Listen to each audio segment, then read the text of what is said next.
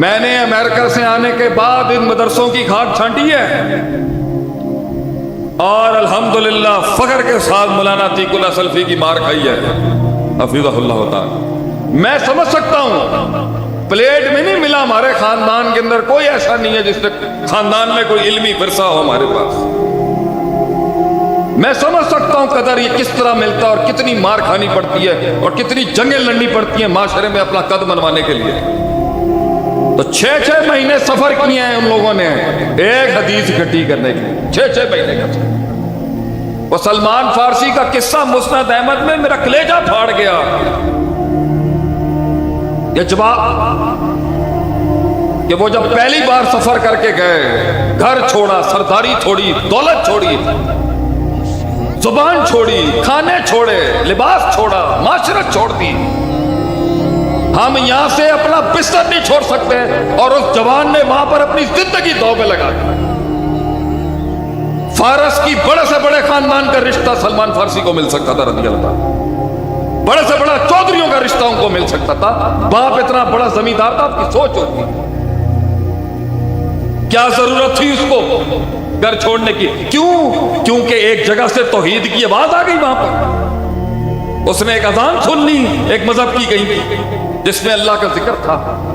یا تو 5 بار منبر پہ بولتا ہے ہمارا غریب، حی علی الصلاح حی علی الفلاح، ایسے نہیں دل تڑک دے کسی دل۔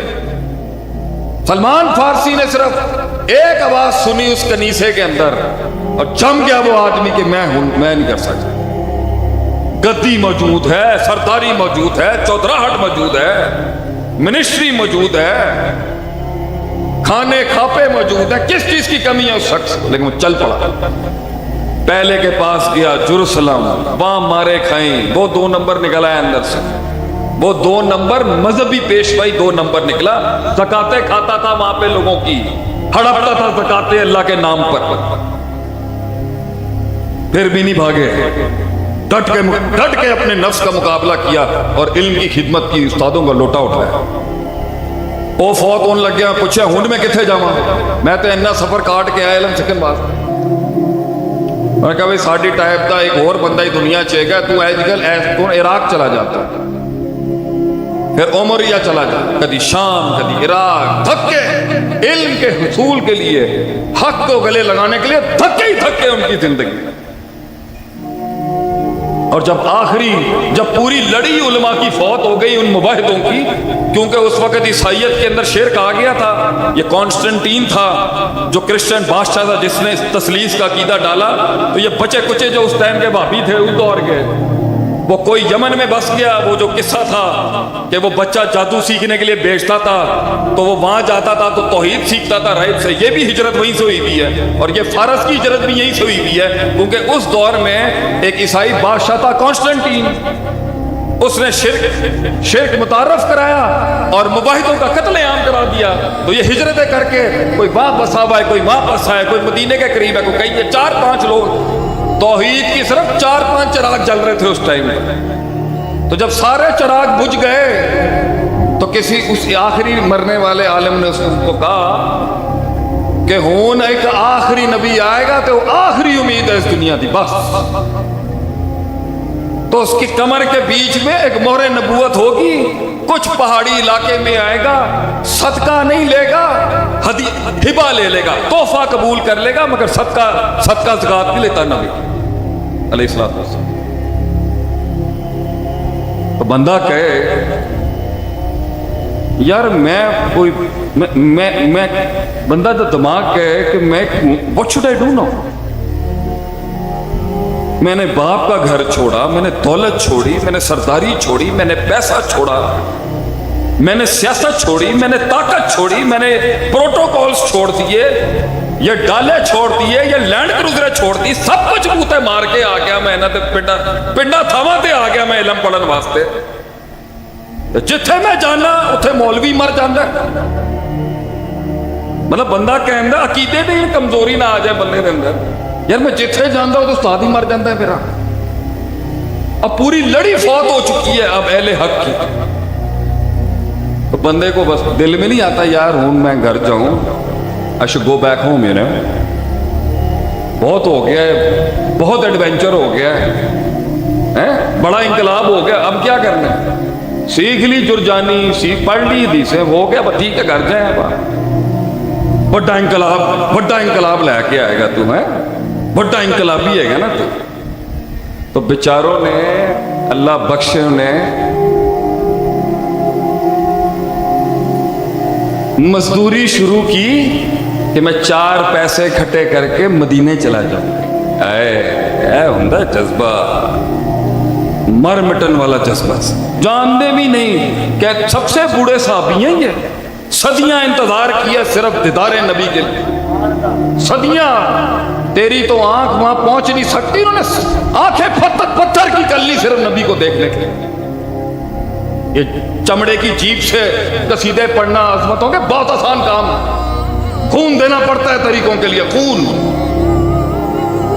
तो जिस दर मेरा कलेजा फट गया ना, वो हदीस पढ़ते हुए मेरा कलेजा फट गया उस टाइम पे, क्योंकि हम भी मुसलमान जज्बाती आदमी, जज्बाती होता है, उसूल ज्यादा ना पढ़ाए हमें, दीन जज्बातों पे खड़ा है, मिजाजों पे खड़ा है दीन।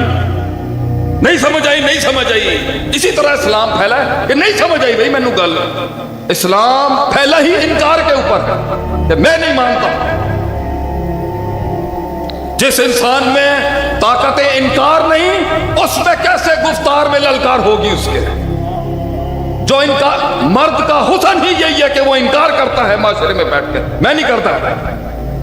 आजकल तो पता नहीं मुंडे भी माड़े हो गए ने, लेले बन गए ने साढ़े बच्चे आजकल के।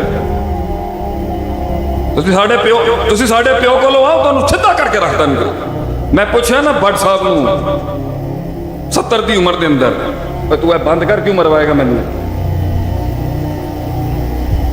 असी तो 70 की उम्र दे भी उन्होंने पूछिए ना भट्ट साहब, तुहाडे कोल कदी कोई गलती हुई है? माशाअल्लाह बाबियां का अज भी जुमला है, पुत्र तू ही गलत हो सकता है, असी तो अज भी ठीक है। ऐ होंदी है सर्टेनिटी, यकीन। तो सासान जब फतह किया साद बिन नबी वकास ने, तो उस टाइम पे हजरत उमर ने फैसला सुनाया, मेरी सल्तनत बहुत बढ़ गई है और हर चेक पोस्ट के बीच के अंदर मेरा खर्चा बहुत ज्यादा हो रहा है रियासत की बॉर्डर को संभालने के लिए, तो मुझे सासानियों का जो भी माल, वॉर बूटी, जो भी गनाइम वहां पे इकट्ठे हुए मुझे चाहिए। इख्तलाफ हो गया वहां पर, बड़े बड़े फुकाहा साहबा ने इख्तलाफ किया, बड़ी इल्मी बेंच ने इख्तलाफ किया कि सरी नस के मुखालफत कैसे हो सकती है, यहाँ पर कैसे उदूल करेंगे आप इससे। बेंच बैठा, हजरत उमर को बुलाया गया और कहा दलील पेश करें आप अपनी इसके ऊपर, क्या उसूल है आपके पास कि आप सरी जुज़वी मसले में किस कायदे से नस से उदूल करें, किस कायदे से आप पैसे मांग सकते? पेश किया हज़रत उमर ने दलील कि ला तकूनु दौलतुम बैना अगनियाइकुम, मेरे पास एक कुल्ली कायदा शरीयत का, दौलत एक ही हिस्से के अंदर, एक ही हिस्से में बंद ना हो जाए। शरीयत के कुल्ली मिजाज ही नहीं है कि दौलत एक हिस्से में फंस जाए, इसकी फरावानी शरीयत का असल उसूल है, मैं इसके तहत मांग रहा हूं। बहरहाल उस बेंच ने फैसला सुनाया, ऐसे हजारों फैसले साहबा ने किए हैं हमारे जैसे निकम्मों के लिए कि हम सीख सकें उनसे। खैर क्या होती है वो उन्होंने बताई है, और शर क्या होता है वो उन्होंने बताया। जिंदगियां खपा दी उन्होंने, सिर्फ एक आयत के पीछे 6 महीने का सफर किया है, 6 महीने। वहलुल उक़दतम मिन लिसानी यफ़क़हू क़ौली। तमाम किस्म की तारीफ, तस्बीह, तमजीद, तकबीर, ताज़ीम अल्लाह तबारक व तआला की ज़ात के लिए है। वो अल्लाह अल्लज़ी हुआ खालिकुना व राज़िकुना, मालिकुना व हाकिमुना, वलीयुना, नसीरुना, मकसूदुना, मतलूबुना, महमूदुना व मदऊना। दुरूद व सलाम प्यारे पैगम्बर मोहम्मद बिन अब्दुल्लाह अल अरबी अल कुरैशी अल हाशमी की ज़ात पर, वो नबी अल्लज़ी हुआ अहसनुल खल्क़ी व अजमलुल खल्क़ी व अकमलुल खल्क़ी व अकरमुल खल्क़ी व आज़मुल खल्क़ी व अशरफुल खल्क़ी व अनवरुल खल्क़ी व अरफ़ाउल खल्क़ी सल्लल्लाहु अलैहि वसल्लम की ज़ात गिरामी पर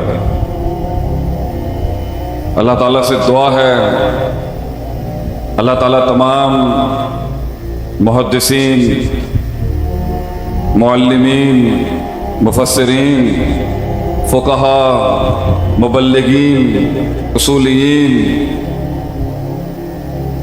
मुबल्लिगीन, जो भी दावत के मैदान में ज़िंदा हैं या गुज़र गए, उन्हें अपने हिफ्ज़ व अमान में रखे, ऊंचा मकाम अता फरमाएँ। अस्सलामु अलैकुम व रहमतुल्लाहि व बरकातुहू। और मैं थकिया ना पाएं इन्ना सफ़र करके, थानू की होया है?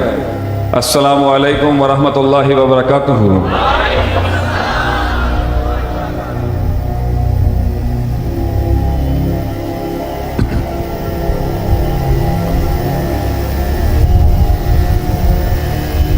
जिस वक्त इस दुनिया में नबूवत के इंतखाब का